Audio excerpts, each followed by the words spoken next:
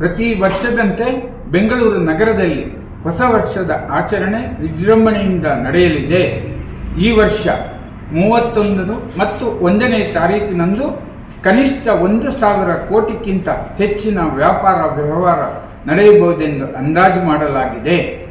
ದಿನನಿತ್ಯ 125 ಕೋಟಿ ಅಬಕಾರಿ ಸುಂಕ ಕಟ್ಟುತ್ತಿರುವ ನಮ್ಮ ಬಾರ್ ಅಂಡ್ ರೆಸ್ಟೋರೆಂಟ್ನವರು ಈ 31ನೇ ತಾರೀಕು ಕನಿಷ್ಠ 100 ಕೋಟಿಯಷ್ಟು ಇನ್ನೂ ಹೆಚ್ಚುವರಿ ಸಂಗ್ರಹಣೆ ಮಾಡಿ ಕೊಡಲಿದ್ದಾರೆ. ಈ ಎಲ್ಲ ಕಾರಣಗಳಿಂದ 31ನೇ ತಾರೀಕು ಕನಿಷ್ಠ ರಾತ್ರಿ 2 ಗಂಟೆಯವರೆಗೆ ನಮಗೆ ವ್ಯಾಪಾರ ವ್ಯವಹಾರ ಮಾಡಲು ಅವಕಾಶ ಮಾಡಿಕೊಟ್ಟಲ್ಲಿ ಎಲ್ಲ ಮಾಲೀಕರಿಗೂ ನಮ್ಮ ನೆಚ್ಚಿನ ಗ್ರಾಹಕರಿಗೂ ಒಳ್ಳೆಯ ಕಾರ್ಯಕ್ರಮಗಳನ್ನು ಕೊಡಬಹುದು. ಪ್ರತಿ ವರ್ಷದಂತೆ ಬೆಂಗಳೂರು ನಗರದಲ್ಲಿ ಹೊಸ ವರ್ಷದ ಆಚರಣೆ ವಿಜೃಂಭಣೆಯಿಂದ ನಡೆಯಲಿದೆ.